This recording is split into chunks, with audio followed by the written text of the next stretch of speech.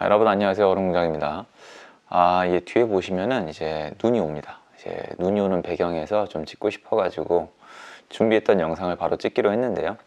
여러분이 이제 눈 오는 거 못 보시는 분들은 좀 아쉬울 것 같아요. 되게 예쁘게 많이 오고 있거든요. 아마 제 기억이 맞으면은 제가 보는 중에는 올해 첫눈이에요. 올해 첫눈이고 이 뜻은 아마 올해가 거의 다 갔다는 거겠죠. 이 올해가 다 갔다는 뜻이 뭐냐면 2021년도 이제 거의 다 끝나간다는 뜻입니다. 며칠 지나면 여러분 한 살이 올라가겠죠. 한 해를 열심히 사셨잖아요.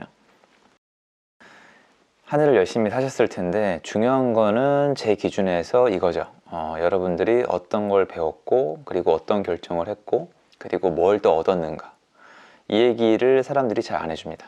전 그걸 알고 있는데 제가 좀 해드리려고 영상 앞에 섰습니다. 2021년 동안 여러분 자산은 얼마나 오르셨나요? 그리고 안 올랐어도 상관없어요. 돈이 있던 사람도 있고 없던 사람도 있으니까. 그런데 2022년도에 어떻게 하실 거예요? 이게 아무 생각이 없으신 분들은 2021년도랑 2022년도랑 변화가 없을 겁니다. 저는 부동산 유튜버예요. 경제 유튜버고 재테크 유튜버예요. 여러분한테 감정적이거나 긍정적인 메시지를 주는 것도 중요하겠지만 여러분이 지금 잘 하고 있는지 못하고 있는지, 올해 어떤 성적이 있는지, 내일 어떻게 될지에 대해서, 내년이겠죠? 그걸 말씀을 드려야 돼요. 2021년도에 아무 자산이 키움이 없으셨던 분들은 2022년도에 갑자기 변화가 있을 가능성이 낮아요. 근데 연말연시가 되면 들떠요. 크리스마스도 있고 그리고 보다시피 막 눈도 오고 모임도 있고, 물론 지금 코로나 때문에 문제가 있긴 하지만 여러분들이 들뜬 상황에서 정리할 건 안 해버리면 내년을 또 맞이합니다. 제가 이제 상담하시는 분들 중에서 패턴을 말씀드리려고 그래요. 패턴. 이걸 들으시면은 여러분한테 적용을 한 다음에 그러지 마세요. 패턴이 어떻게 되냐면 연말이 바빠요. 지금 물론 모임이 좀 어렵긴 하지만 연말에 바쁘게 사람들도 만나고 약속도 잡고 이런저런 활동을 합니다. 그리고 이제 문제가 이거예요. 문제가 진짜 이게 제일 커요. 연말에 자기랑 비슷한 사람끼리 모여요. 그럼 얘기를 나눠보면은 서로 위안도 되고 열심히 살았고 잘한 것 같아요. 그분들을 욕하고자 하는 게 아닌 거 아셔야 돼요. 그리고 이제 내년으로 넘어가면 연초에 여러분 재테크 책도 많이 팔리고 학원도 수강을 많이 하고 여러분들이 이런저런 걸 많이 배워요. 그게 반복이 되고 있는 거예요. 반복이 되고 있는 거예요. 연말에 설레고 사람들 만나서 위안받고 비슷한 분들끼리 모이고 연초에는 또 해 뜨는 거 보고 막 파이팅 한 다음에 말 새로 시작을 해요. 그게 작년 2020년도 말 2021년도 초반이었단 말이에요. 그러면 올해 2021년도에 뭔가 성과가 있으셨어요? 성과가 없죠.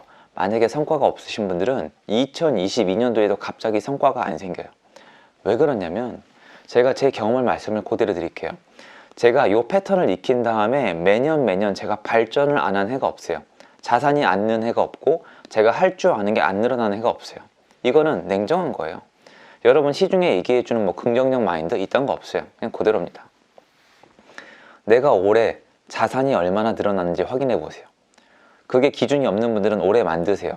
저는 솔직히 이거 얘기하는 게 웃기긴 한데 그냥 생각을 해보세요. 대출 빼고 전세 빼고 내 돈이 얼마나 되는가, 이게 늘어났나 안 늘어났나 이런 거 계산해도 마찬가지고, 통장에 돈 모으신 분들은 통장의 잔고 계산해 보세요. 그리고 작년보다 올해가 이게 올라갔는지 계산을 해보세요. 계산을 했죠. 거기서 끝나면 안 돼요. 계산을 해보신 다음에 예를 들어서 여러분이 원하는 자산이나 원하는 집이 있잖아요. 그 가격이 얼마나 올라갔는지 확인을 하셔야 돼요. 이게 없는 분들은 만들어야겠죠. 이게 없는 분들은 애시당초 재테크를 열심히 하기 어려워요. 이런 것도 좋아요. 친구네 집, 내가 가고 싶은 아파트, 내가 가지고 싶은 자동차, 이런 것들을 예를 들어 보세요. 그런데 내가 올해 재산이 1억이 늘어났는데 내가 가지고 싶은 집이 5억이 올라갔다. 이러면 여러분은 못 따라가고 있는 거예요. 무슨 말이냐면 상대평가잖아요. 따라잡아야 돼요. 그냥 마냥 돈을 열심히 버는 게 아니에요, 여러분. 그러면 별 의미가 없어요. 한국에 있는 모든 분들이 올해 5억을 벌었는데 나만 3억을 벌었다? 그럼 못 번 거잖아요. 이러면 안 되기 때문에 내가 원하는 게 있으신 분들이 되게 좋아요. 원하는 게 있다면 그게 얼마나 올랐는지, 내가 잘 따라가고 있는지 확인을 해보셔야 돼요. 자, 그리고 잘 따라가고 있다. 그럼 내년에 더 파이팅 하시면 돼요. 방향이 맞았으면 지금 그대로 열심히 더 빨리 달리면 비행기가 이륙을 해요. 여러분 인생은 비행기를 이륙시키면은 월급쟁이 직선에서 곡선을 그릴 수가 있어요. 많은 사람이 이걸 이룬 거예요. 올해 비행기가 뜨신 분도 있고 내년에 뜨실 분도 있어요. 그런데 문제는 뭐냐면 방향이 맞아야죠. 방향이 맞았다면 속도만 올리면 되는 거예요.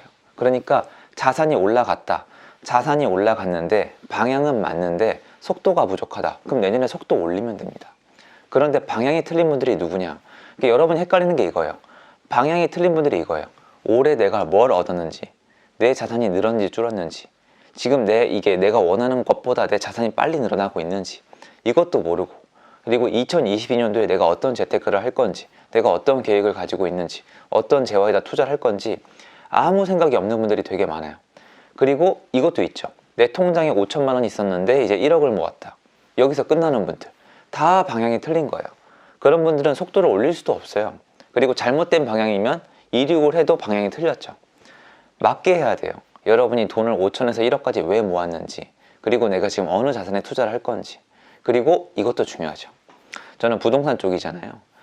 요맘때쯤에 항상 제가 문의를 받아요. 원래는 지금 올해가 특수 상황이에요, 여러분. 올해는 정말 특수 상황인데 원래 추석 끝나고 연말까지 상담을 많이 받아요. 집을 살지 말지, 전세로 갈지 말지, 어디로 이사를 갈지. 그리고 이제 내년 2, 3월 달에 비수기가 찾아오는데 지금은 9월 달 이후로 계속 비수기예요. 정말 특이한 상황이고 거래 건수가 너무 적어요. 이런 상황에서 올해는 말씀드리기 제가 약간 좀 난감하긴 한데 이때 결정을 하셔야 돼요. 내가 내년에 집을 어떻게 할 건가? 다주택자로 갈 건지, 한 채만 가질 건지, 줄일 건지, 다 팔아버릴 건지. 이거를 내가 결정할 수 없다? 그러면 작년보다 올해 실력이 는 게 없는 거예요. 많은 분들이 이런 생각을 하세요. 실력이 늘면, 돈이 많아지면 미래를 맞출 수 있고 집값이 올라갈지 내려갈지 맞출 수 있다. 이게 아니에요. 제가 해보니까 영원히 그냥 자기만의 선택이에요. 내년에 뭘 할지, 뭘 줄일지, 뭘 더 살지, 뭘 팔지 자기만의 선택이고 그거에 따라서 운도 중요한 것 같아요. 근데 많은 분들을 제가 상담을 하면서 느끼는 건 뭐냐면 자기만의 기준이 없어요. 이 기준은 어떻게 세울까요? 이 기준은 제 경험 그대로 말씀드리면 제가 오늘 했던 얘기 있죠. 이 연말연시 이 좋은 시기에 집에 가만히 있어서 저야 이제 아내랑 아이가 있으니까 그렇게 안 하지만 예전엔 이 시즌에 나가면 더 할 거 없잖아요. 똑같이 일을 했단 말이에요. 그럼 골방에 박혀서 계산해 보는 거예요. 예를 들어서 2016년도는 어땠는지, 17년도, 18년도, 19년도, 2020년도, 2021년도 이렇게 냉정하게 계산을 해보잖아요. 그러면 내가 올해 했던 선택이 맞는지 틀린지 알 수가 있어요. 마찬가지로 시장도 어느 방향으로 갈지 좀 계산을 해볼 수가 있어요. 그래서 지금 여러분이 집에서 해봐야 되는 건 나만의 게임이에요. 여러분이 2021년도에 뭘 얻었는지, 뭘 더 잘하게 됐는지 이런 것들에 대해서 스스로 평가를 해보셔야 돼요. 그런데 지금 들떠서 있으시면 안 돼요. 그리고 들떠서 며칠 있으면 이제 2022년도 새해 다짐을 하실 거란 말이에요. 새해 다짐 좋죠. 저도 그거에 대해서 말씀을 드려요. 저도 합니다. 그런데 새해 다짐보다 중요한 거는 지금 제 현 상황이에요. 그래서 이게 제가 매년 반복하는 영상인 것 같아요. 매년. 세상이 냉정하잖아요. 세상이 되게 냉정하죠. 여러분을 상대평가로 평가하잖아요. 키가 큰지 작은지, 잘생겼는지 못생겼는지, 돈이 많은지 적은지 이렇게 평가를 하잖아요. 근데 여러분들은 이렇게 냉정한 세상에서 자꾸 주관적으로 나한테 되게 좋게 평가하시는 것 같아요. 난 올 한해 열심히 했어. 그리고 이제 투기꾼들은 없어질 거야. 이런 식으로 약간 정의롭게 나를 중심으로 생각을 하는데 그게 아니라 세상 사람들이 보는 관점에서 올해의 나를 돌아봐야 돼요. 사실 그게 회사에서 배우는 거거든요. 올 한해 실적이 얼마나 됐는지, 매출이 얼마나 됐는지, 내년에 업무 계획 벌써 짜라고 하잖아요. 그거 똑같이 여러분한테 적용하시면 돼요. 내 재산 얼마나 늘었지? 난 올해 어떤 결정을 했지?